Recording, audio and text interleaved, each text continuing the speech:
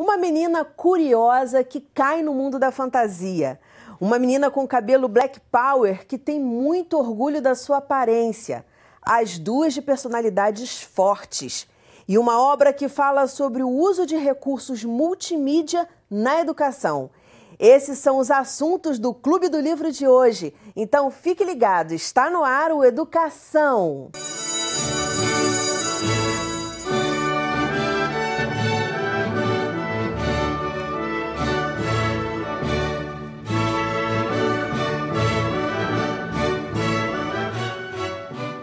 Meus convidados são o doutorando em educação Guilherme Pereira Stribel, a atriz e contadora de histórias Paulinha Cavalcante e o professor de física do Colégio de A a Z Vinícius de Paula Silveira. Muito bem-vindos ao programa. Guilherme, a história da Alice, as histórias da Alice inspiram tanto adultos quanto crianças. E aí eu queria que você falasse assim, a sua interpretação para os dois lados, assim, muito rapidamente. Óbvio que é uma obra super complexa. São obras muito complexas. Como você disse, eu trouxe o livro da Alice, que inclusive nessa versão é apresentado como Alice, porque sintetiza as duas obras numa mesma impressão. É um livro que já foi reimpresso diversas vezes, tanto no Brasil quanto no exterior. Que é Através do Espelho e No País das Maravilhas. Isso, o primeiro é No País das Maravilhas e a continuação Alice Através do Espelho. Sim. E é um livro que foi escrito originalmente para crianças. A história do livro, né, a história do livro mesmo, da produção do livro, ele começou a ser pensado num passeio no Rio Thames, em Londres, com uma história oral que foi transformada em escrita, em um livro, para presentear a Alice que inspirou a história. E, posteriormente, dado o sucesso, o autor escreveu a continuação e a gente chegou na versão que a gente tem hoje, não só do livro em si, mas também de todas as outras manifestações que o conto ganhou nas suas recontagens de outras diversas formas, que às vezes a gente conhece mais do que até a própria história original. Sim, sim. Por que te marcou? Por que você resolveu trazer esse livro hoje para a gente discutir as mensagens dele e inspirar o pessoal? Porque é um livro que eu conheci, na verdade é uma história que eu conheci antes de conhecer o livro, né? Como muitas pessoas eu conheci essa história através da Disney, que é uma recontagem, a história que a Disney conta é uma adaptação dos dois livros. Isso é frequente, há vários tipos de adaptações das histórias da Alice. E é um livro que me serviu na infância, né, como divertimento, mas durante a minha vida acadêmica, e depois, né, durante a minha formação, em alguns momentos eu parei para ler, conheci a história, e algumas citações foram aparecendo, fazendo relações com algumas pesquisas que eu tinha participado, e eu tenho colegas que trabalham de educação infantil nos anos finais da educação básica, e recorrentemente o livro é útil, é trazido para a sala de aula. Então, eu acho que é uma boa discussão. Ele fomenta discussões tanto para a educação infantil, para as crianças menores, quanto para adultos, para formação de professores. Paulinha, eu sei que você trabalha uma questão muito cultural, né? Sim, você tem esse compromisso. Sim. Você já trabalhou, Alice, ou não? Não, realmente não faz parte aí do seu leque como contadora de histórias, eu ainda não trabalhei com esse livro. Eu só como espectadora, né, que eu assisti o espetáculo, né, Alice Através do Espelho, do Grupo Armazém, e que é realmente encantador. Armazém Companhia de Teatro? Isso, maravilhoso. Então, assim, mais como público, né? Mas eu, como contadora, ainda não tive, porque é um grande desafio, né, Dani? Imagino. É bem complexo, como você falou, enfim, são várias histórias, né? Então, realmente, é um desafio aí que você me lançou, hein? Olha aí, tá lançado o desafio. As mensagens, o que mexeu mais com o Guilherme? Eu acho que uma das coisas principais que o livro traz é a possibilidade de olhar aquilo que está sendo apresentado, naturalizado, de outras formas. Porque quando a Alice, no caso do Alice no País das Maravilhas, isso é bem forte, né?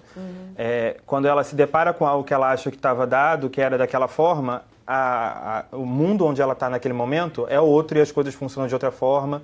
Os personagens fofinhos nem sempre são. Nem sempre são. A maioria das vezes. Não é a forma, não reagem da forma como ela esperava. E isso traz pra gente uma reflexão de não considerar as coisas, né, como dadas, mas sempre ter um senso mais crítico, né? Ter uma reflexão sobre as situações. E aí traz o mundo no que ele é mesmo, né? Um grande mistério, uma descoberta, sempre a questão da crítica e da investigação acima de tudo. E a gente está falando de audiovisual, o seu livro é um livro que fala a respeito disso, é um e-book? Sim, na verdade é um livro escrito por um doutor em psicologia, o Richard Maia. Ele é da Universidade da Califórnia e o material dele está todo em inglês. No Brasil, a gente tem uma dificuldade enorme de ter acesso a esse material, o que tem dificultado muito até a divulgação de conceitos importantíssimos que a gente podia estar aproveitando muito mais no ramo da educação. Conceitos fantásticos que podem modificar completamente uma aula e os níveis de aprendizagem que a gente pode obter em sala de aula. E a gente tem uma dificuldade enorme de encontrar esse livro no Brasil. Eu, por exemplo, já procurei muito e não consigo. Qual o nome do livro? É Multimedia Learning, Aprendizagem Multimídia, que é o livro mais famoso dele. E eu tenho o e-book dele, que eu comprei na internet. Mas tem em português o e-book? Não, esse trazido. É o problema. Não, ele não tem traduzido. O que tem, imagino, dificultado ainda mais o acesso a essa informação. Porque acredito que é simples barreira da língua. Eu, por exemplo, não sou fluente em inglês, mas eu tenho tanto interesse na área que eu já perdi a maior parte do meu tempo tentando traduzir, buscando com amigos, buscando com tradutores. Perdeu não, você ganhou, né? Exato. E é interessante aqui o Clube do Livro trazer a gente falar de uma mensagem, despertar isso de repente em você que está em casa. Poxa, eu vou ler um livro em inglês. Porque como a gente aprende? Você deve ter aprendido muito lendo o livro. A ponto de mudar a minha forma de trabalhar, de dar aula, com certeza. E aprender a língua também. Sim. Você deve ter aprendido muito inglês, porque a gente, para praticar isso, eu ouvi música, né, ler livros. E você ele fala, esse livro, da importância do audiovisual na educação. Sim. Que o audiovisual pode ser maravilhoso, mas pode também ser um erro se a pessoa não souber aplicar. Sim. Mas antes da gente chegar lá, como a gente está falando da Alice está em livro, óbvio, está no audiovisual, você acabou de falar agora. A Alice, por exemplo, dentro do que você leu aí a respeito do uso do audiovisual, seria um material bacana para trabalhar em sala de aula? O que poderia ser trabalhado? Para que faixa etária? O que você diria aí? Bom, eu imagino que, como o Guilherme falou, que a própria Disney fez uma releitura. Eu não sei até que ponto ela é fiel ou não, né, às questões relevantes do livro. Imagino que você possa me dar esses detalhes. Mas eu imagino que se eu vou, por exemplo, trazer a temática do livro para a sala, a grande lição que o livro que eu trouxe traz para a gente é que as pessoas, elas aprendem mais com imagens e palavras do que se você só usasse as palavras ou só usasse as imagens. Então, na verdade, o livro fala sobre o impacto que você consegue causar, não só deixando uma aula mais legal, mais descontraída, mais dinâmica, não é isso. Ele fala que isso é capaz, quando você usa bem a relação de imagem e palavra, a gente pode elevar a aprendizagem. Pessoas aprendem mais e melhor com o recurso visual aliado ao áudio, ao sonoro, do que se fosse apenas apresentação de conteúdo. Então, com certeza, existe, com base na teoria do Maia, uma forma ótima, uma forma ideal de usar uma imagem na hora certa e do jeito certo para elevar os níveis de aprendizagem. Não só para as pessoas lembrarem do que você falou, mas também para aprenderem o conteúdo a ponto de aplicar isso em outras áreas da vida, por exemplo. Quais os exemplos que você poderia dar assim rapidamente? Claro, é uma obra, a gente não resume num programa, muito menos numa fala, mas assim, para dar de dica para o pessoal, o que seria? Porque você falou de um momento ideal para apresentar a imagem. Claro. Que momento seria esse, assim, se você pudesse dar algumas dicas? Claro, o Maier, ele traz uma ideia de que multimídia não é só usar recursos de áudio e visual em sala. Ele fala que multimídia ele é baseado na forma com que as pessoas aprendem. Se o meu aluno aprende o que eu falo com base no que ele ouviu e no que ele viu, a informação passa a ser multimídia por isso. Agora ele diz que a forma com que o ser humano aprende, por exemplo, nesse momento agora, vocês estão me vendo e me ouvindo. O cérebro é capaz de receber toda essa 100% dessa informação e tentar trabalhar com ela. Ele só não é capaz de processar 100% da informação. Então, segundo Maia, boa parte do que eu vou falar aqui vocês não vão lembrar, não vão perceber, porque o cérebro ele faz uma seleção. Ele fala, isso é importante, vou juntar e gerar uma aprendizagem em cima disso. Por isso que cada pessoa diferente acaba entendendo coisas diferentes do que você falou, porque ele não é capaz de guardar aquilo tudo. Onde que o audiovisual entra? Se na hora que eu vou explicar um conceito importante, eu explico para o cérebro, para a mente da pessoa, o que é importante naquela frase. Por exemplo, o Maier ele tem um princípio que chama de princípio de proximidade espacial e temporal. Parece simples, mas é bem interessante. Por exemplo, eu vou falar hoje sobre Alice no País das Maravilhas. O Maier disse que se eu deixar na tela escrito Alice e uma foto, e só depois falar sobre ela, as pessoas vão lembrar do que eu falei de alguma forma.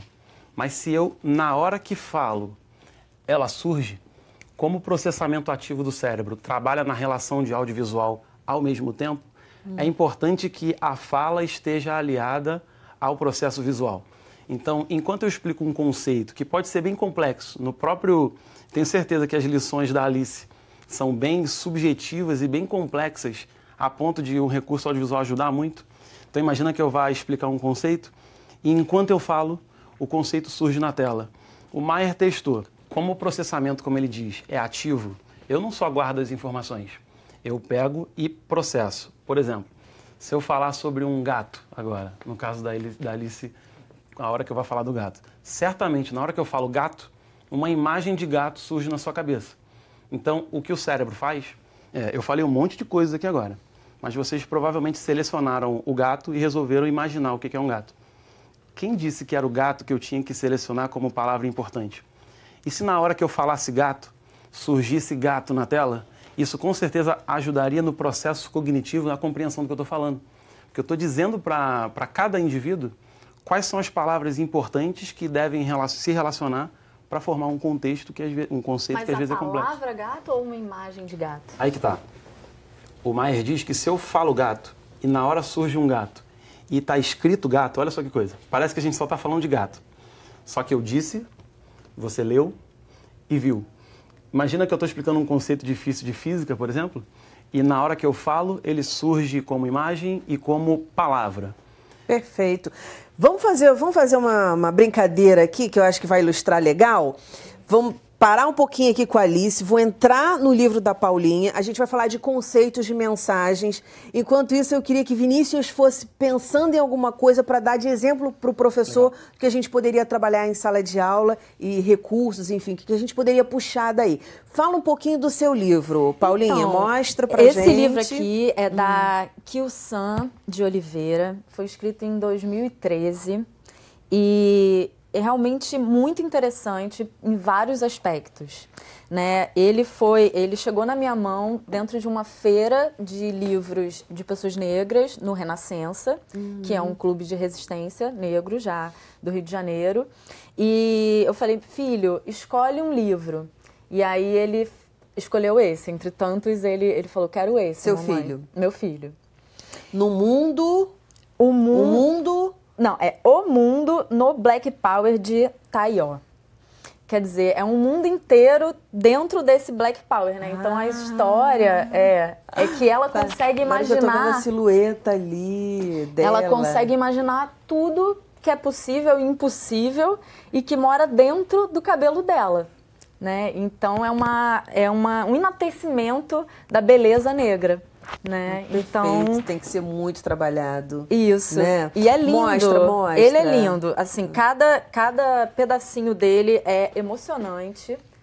Então... Conta a história um pouquinho. Ela já é uma menina empoderada? Ou ela vai, né, se empoderando ao longo da história? Não, é muito interessante porque até assim, a própria autora, ela tem vários livros, né? E essa personagem é uma personagem que já chega empoderada. Né? Ela já chega com a consciência dela e ela consegue justamente lidar com as contradições que ela encontra na escola, né? No mundo, né, racista em volta dela. Ela encontra essas contradições e ela tem muita clareza, né, de como que ela vai lidar com isso, né? Muita tranquilidade. E isso é muito lindo do livro também. Né? Porque ela já coloca um exemplo. Como exemplo, exatamente. Perfeito. E que a gente também aprende também pelo afeto. né? Então, se a gente sente afeto por um livro, a gente se sente representado por ele, a gente também consegue passar essa história adiante na nossa vida, né? Sim, então, nas nossas posturas, no nosso modo de pensar, de lidar com o outro. Exatamente. Super importante. Mostra um pouquinho, mostra mais o livro por dentro. Vai explicando aí pra gente. Cada página do livro é simplesmente maravilhoso. Super colorido. Super colorido, isso é muito bacana, cuidadoso. Não é, Vinícius? Cor. A ilustração é mais... da Thaisa Borges, né? E é muito especial também essa ilustração que ela faz. É bem detalhista, né? Tem imagens assim muito lindas. Ela fala que tudo cabe no cabelo dela. Explica um pouquinho. Isso, exatamente. Ela vai dizendo sobre o cabelo, mas não só o cabelo. Ai, obrigada, que esse papelzinho é minha cola. Só do cabelo não. Ela fala também do nariz, que o nariz parece uma pepita de ouro. Né? Aqui, ó, o nariz dela é uma pepita de ouro, né? Então, ela vai falando de todas as características dela de uma forma muito, muito linda, muito amorosa, muito delicada. E vai trazendo essas reflexões que são... Que ilustração, não menina. É? Maravilhosa. Tô babando aqui. As crianças ficam encantadas e revela mesmo essa beleza que, às vezes, a própria pessoa negra esquece o quanto ela é linda. Né? E isso precisa ser colocado dentro das escolas, na vida cotidiana, nas famílias também. Essa lembrança, né, da diversidade que a beleza tem, né? A beleza é muito diversa. A beleza é diversidade. Exatamente. Não tem né? jeito. Senão, ela como é que você destaca? Porque a beleza é destacar. Como é que você destaca alguma coisa no igual? Exatamente. E a beleza, ela é um cerne de questionamentos filosóficos, né? Então, ela não tem exatamente um certo e um errado, né? Mesmo na filosofia, ninguém consegue dizer o que é a beleza, né? Ela é objeto de estudo, né? De eterna reflexão. Mas vamos falar aqui, o que é a beleza, Guilherme? Eu concordo que é uma questão que chega a ser filosófica, né? E que se constrói a partir de diversos parâmetros que a gente vai produzindo em nós mesmos durante a nossa vida. Com o passar do tempo, a gente vai modificando aquilo que a gente acha bonito a partir dos contextos que a gente frequenta, né? E eu gostaria de comentar sobre o livro específico, sobre esse livro específico, porque quando falaram comigo sobre vir aqui, o primeiro livro que veio na minha cabeça foi Menina Bonita do Laço de Fita. Que é um livro que tem uma temática parecida, né? Que é uma menina negra também, que tem trancinhas no cabelo e um coelho branco, né? Que acha ela linda, que acha a cor dela linda, né? E que ele quer ter filhos daquela cor, ele quer saber como é que acontece. Aí vai mostrando a família dela, né? E como que é importante ter essas coisas na sala de aula, porque muitas vezes o que chega na sala de aula, a referência de beleza é só uma. Sim. Né? Exato, com certeza. Assim, e que faz muito sentido lá na Inglaterra. Exatamente, na época que foi e que a gente está no Brasil, né? Exatamente. Então tudo tem que também levar em consideração esses Exatamente. Mas se a gente for né? pensar no contexto econômico, né, histórico, a gente consegue encontrar rapidamente justificativa para isso. E graças a Deus a gente está conseguindo mudar com trabalhos como o seu. Vinícius, conta para mim, como por exemplo, fazer um trabalho bacana em sala de aula, tendo em vista essa questão, a valorização do belo, e aí seja do belo na menina negra, no menino que é lourinho, no outro que é índiozinho, japonês, a outra com cabelo vermelhinho.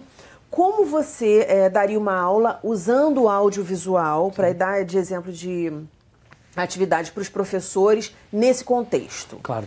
Eu fico imaginando como que o recurso audiovisual é até fundamental num momento desse, com imagens tão incríveis e imagens que se complementam tanto com o texto.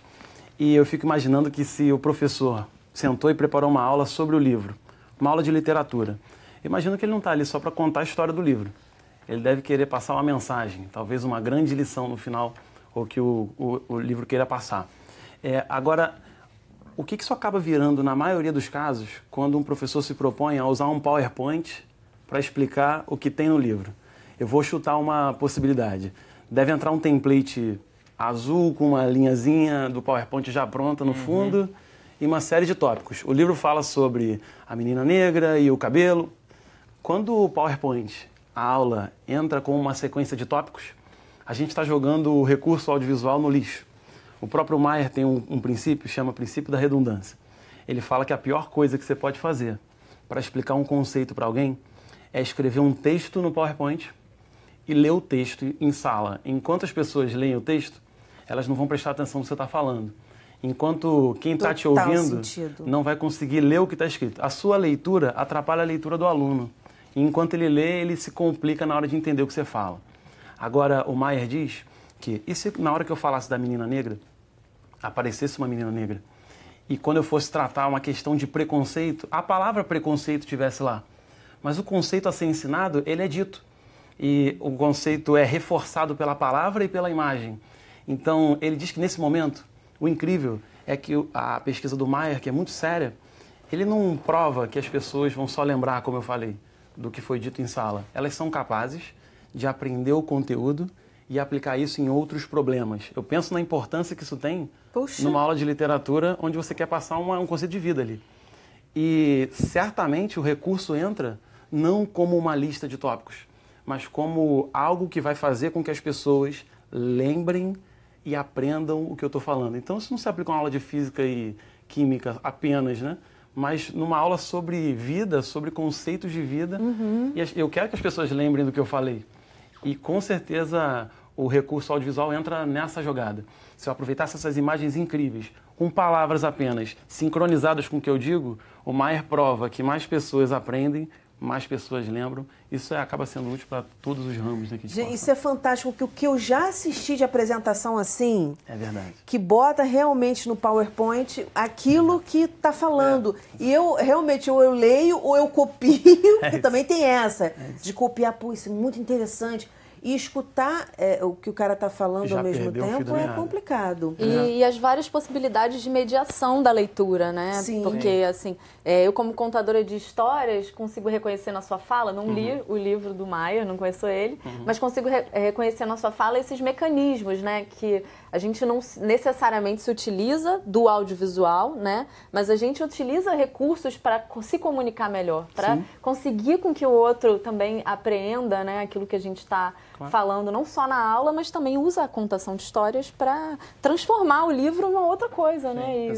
E passar, né, essa informação. Quando você conta essa história, Paulinha, que transformações você já viu? Já viu alguma coisa assim que te impactou? Ou você ainda não teve essa oportunidade? De alguma menina que não sentia pertencimento, que não, vamos dizer assim, no seu próprio corpo, e que de repente você viu ali os olhinhos brilharem?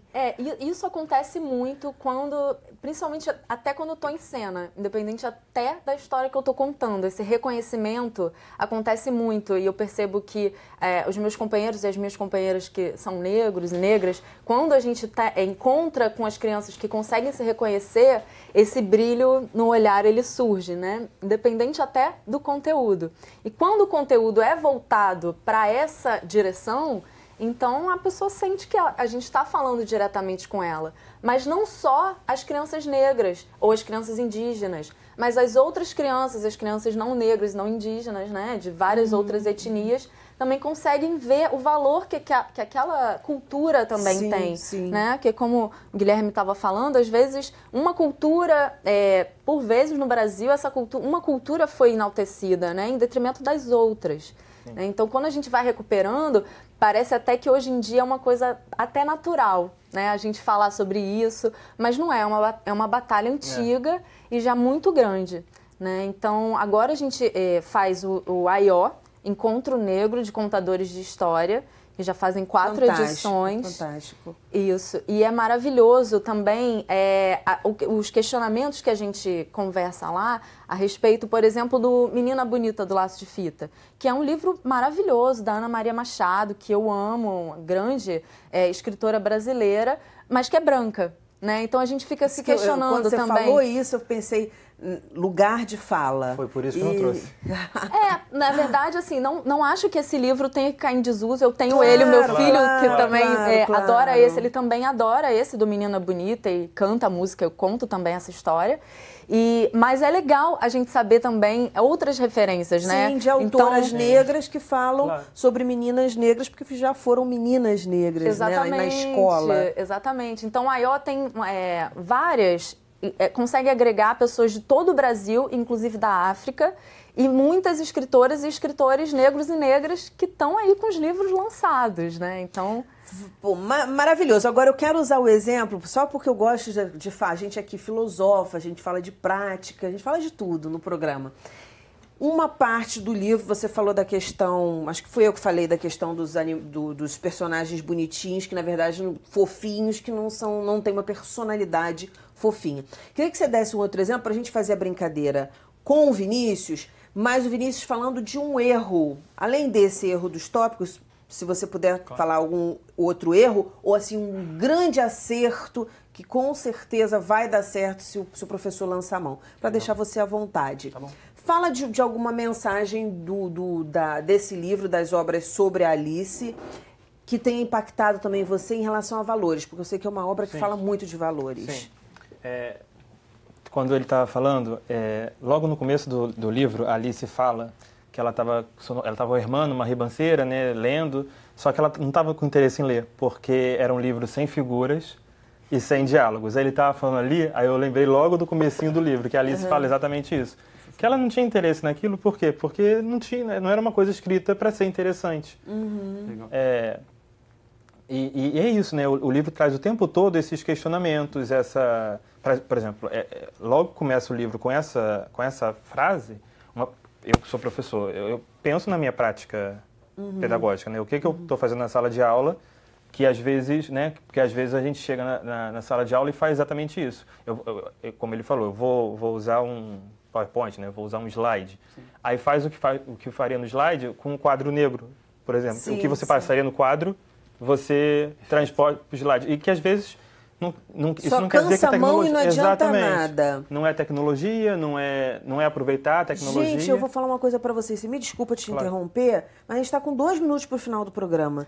Então já vamos partir aqui para o Vinícius. Não deu para ele te dar um recorte, mas fala dá umas dicas aí no final do programa pro pessoal. O que fazer, o que não fazer durante a aula, usando o recurso multimídia. Claro, o Guilherme tocou num ponto muito interessante, porque quando surge uma tecnologia nova, a gente quer usar para o bem da educação. Mas o mal é que a gente tenta pegar a velha aula e jogar ela dentro da tecnologia, o que é jogar o quadro para dentro do PowerPoint. Aí tá errado. Agora, quando uma coisa complementa a outra, o que o aluno tem que anotar? Eu coloco no quadro para ele copiar. Mas o que ele tem que aprender é durante a explicação e o complemento da imagem e da palavra que surge ali. Só que eu queria, então, levantar uma questão da gente tentar pensar o PowerPoint, o próprio slide simples, de uma maneira diferente. Por exemplo, imagina que eu vou contar uma história e na hora que eu vou contar a história eu faço uma pausa e entra uma música. Isso eu controlo no meu passador de slide. E a tela está preta, toda escura. Agora, na hora que eu vou começar a falar, eu coloco uma bola branca simplesmente entrando. O efeito mais simples de entrada do PowerPoint, uma bola branca. Enquanto a bola branca vai entrando, eu vou caminhando com ela sobre mim. Eu tenho um holofote ali sobre mim naquele momento. Imagino que eu estou dando aula para uma turma de 6º ano. Tá todo mundo zoneando, eu apago a luz, boto uma música e entro com um holofote em cima de mim, que é uma bola branca no PowerPoint. Caraca. Se eu começar a contar a história, eles não vão prestar atenção no que eu estou falando? Com certeza. A gente subestima tanto nossos recursos, né? E às vezes, não, eu não consigo fazer um efeito desse. Consegue, é simples. É só a gente tentar pensar um pouquinho fora do comum, né? Usando mais as imagens, mais do que simplesmente tópicos no quadro jogado para o PowerPoint. É tudo criatividade, Perfeito. né? No fundo é criatividade. Não, né? estou encantada, gente. Que bacana, Clube do Livro bacana. Obrigada pelos livros que vocês trouxeram, pelo papo. Voltem sempre. Obrigada pelas dicas. Sucesso no trabalho.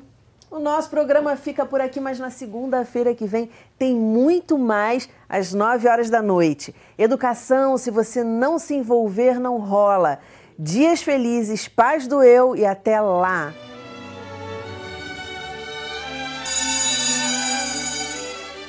Havia um orador que a todos encantava com a sua aura de bondade. Certo dia, enquanto fazia uma palestra sobre o valor do perdão, viu que invadiram a sua sala homens carregando móveis e viu atrás desses homens a sua esposa e seus 2 filhos carregando malas. O que significa isso? Qual a razão dessa loucura? E a sua esposa o explicou. É que aqui você é tão generoso e calmo, e em casa você é tão exigente e grosseiro. Gostaria muito que nossos filhos pudessem usufruir das suas qualidades. E por isso, estamos nos mudando para cá.